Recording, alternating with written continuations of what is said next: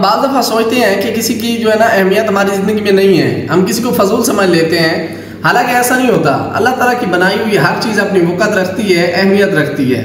हम अपने दफ्तर में बैठे हैं या घर में बैठे हैं, एक वॉल क्लॉक लगी हुई है, हमसे कोई टाइम पूछ लेता है तो हम कहते हैं कि भाई 1:20 हो गए हैं।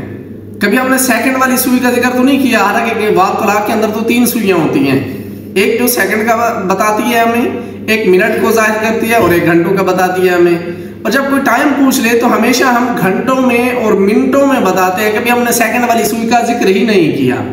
हम कहते हैं 1:20 हो गए। तो हालांकि वो सुई जो इन दो को लेके चल रही है, जो इन दोनों को घुमाने में मदद कर रही है, जो इनको सही टाइम में सही वक्त में लेके साथ चलती है और मंजिल पर सही वक्त में पहुंचाती है, जो इस चीज की जिम्मेदारी उठा रही है, उसका जिक्र नहीं है इस चीज में। तो क्या उसकी वक़्त नहीं है? क्या उसकी वैल्यू नहीं है? ऐसा बिल्कुल नहीं है।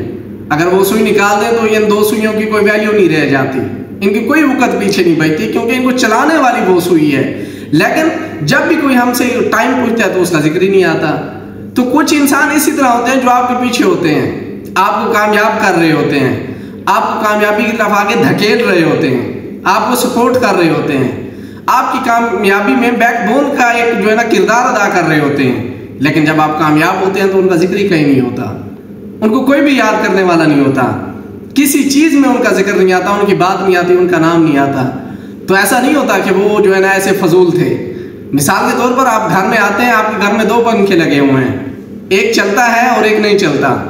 जो चलता है उसके ऊपर गर्द गुबार होगी, क्योंकि उसको डस्ट का सामना करना पड़ता है, वो आपको हवा देता है। जो नहीं चलता वो बिल्कुल साफ है। आने वाला बंदा जो है वो तो ये देख के कहता है कि ये पंखा बड़ा साफ है, जो हालांकि काम नहीं करता, कोई जिम्मेदारी नहीं उठाता, उसकी